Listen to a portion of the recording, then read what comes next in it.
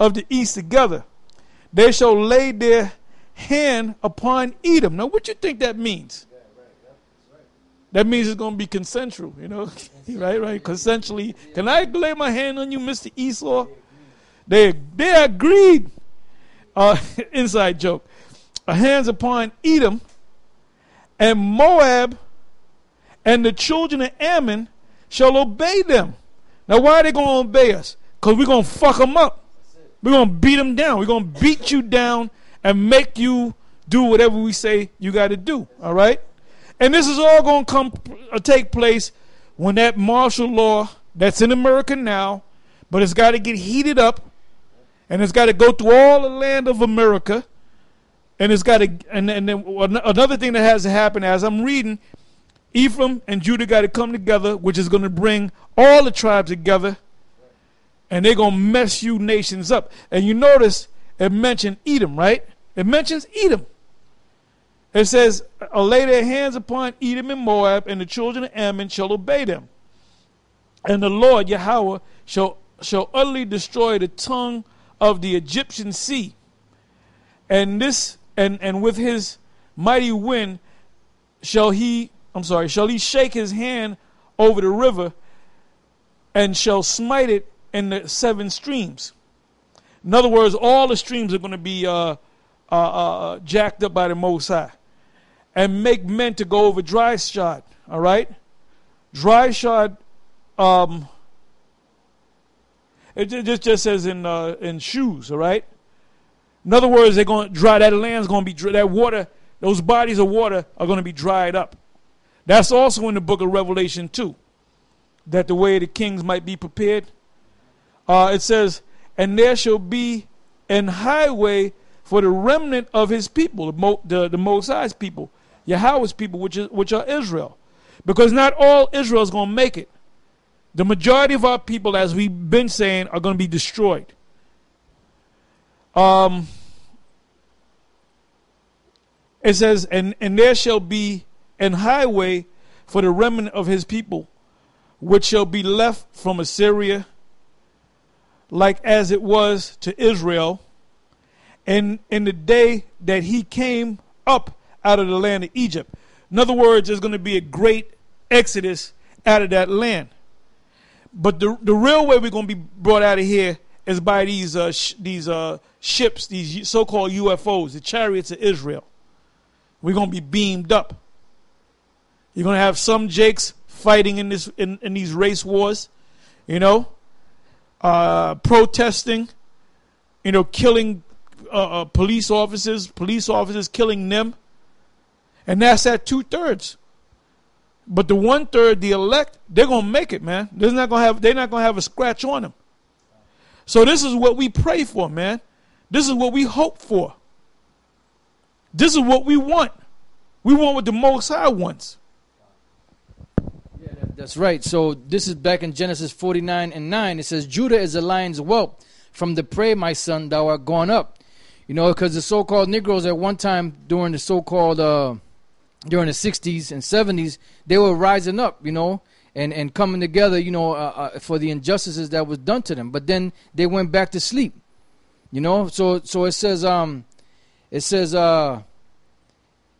he stooped down, he couched as a lion and as an old lion. So basically you fell asleep. You know, that's why you see the Jakes, especially over here in the East Coast, them Jakes, they're quick to kill each other. But then when it comes to Esau and the cops and stuff doing injustices to them, they won't do nothing. But this is what the scriptures say. It says, who shall rouse him up?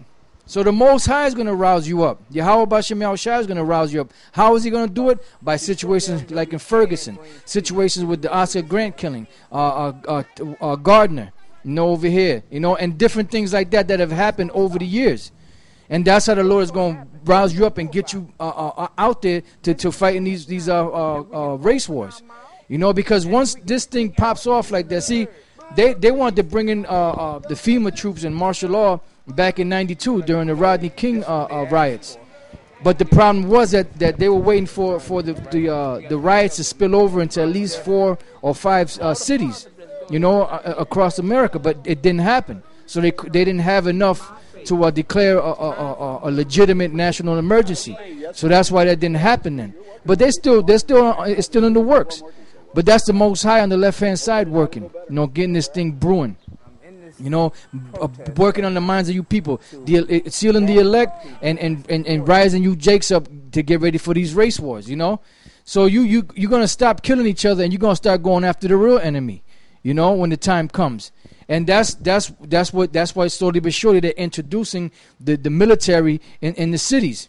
They went up in Boston, like the Apostle Tara mentioned earlier. They're out there in Missouri. Anytime there's an emergency now, the so-called cops, the local cops, they're not good enough to deal with it anymore. So they quickly bring out the military, because they're conditioning your mind to accept the military already policing the streets.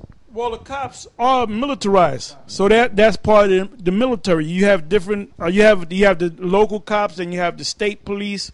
You have the county police, and they all come in the military mindset. Then you have the National Guard, okay? Matter of fact, I'm going to look up the National Guard and see what that's all about. Yeah, I got an article here. It's from thecommonsenseshow.com, and I just scrolled down. It says the 3 stages of martial law rollout. Under martial law, Obama can effectively eliminate all opposition to his administration. Under martial law, Obama can eliminate all media opposition to his presidency. Additionally, under martial law, Obama can remain in power perhaps indefinitely. The patterns for the implementation of martial law follow 3 very distinct stages.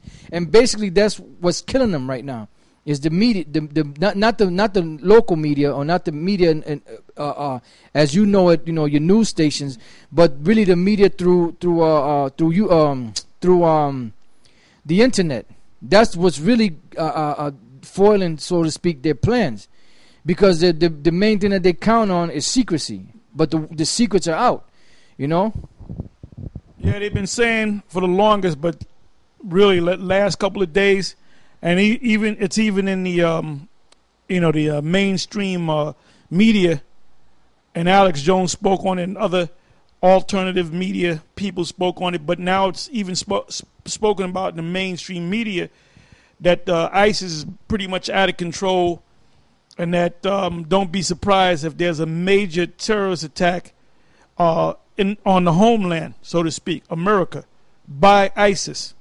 Okay, so they've been talking about it. So they always talk about what they do. They don't always keep things a secret. They make hints at you. They make hints on these different news programs. That's right.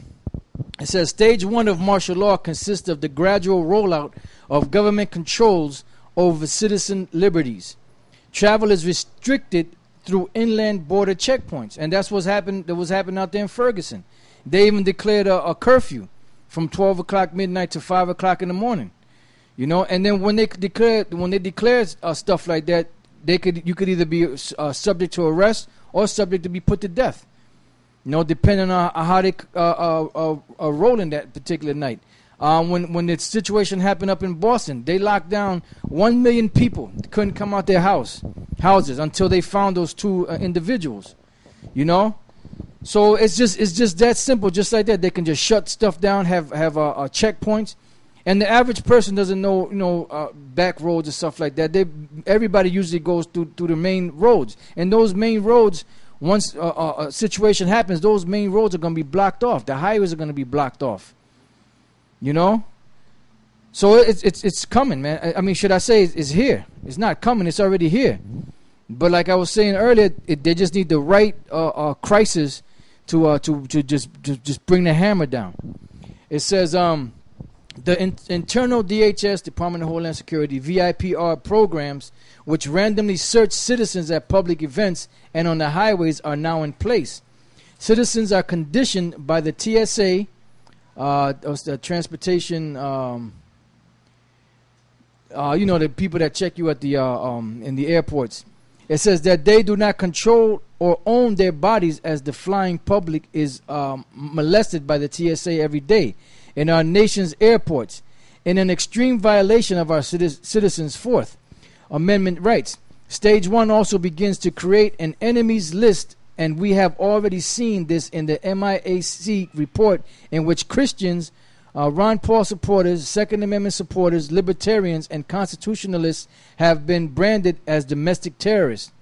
The enemies list, and that's why they bring out stuff like the NDAA, the National Defense Authorization Act, and things like that, because that gives them lawful,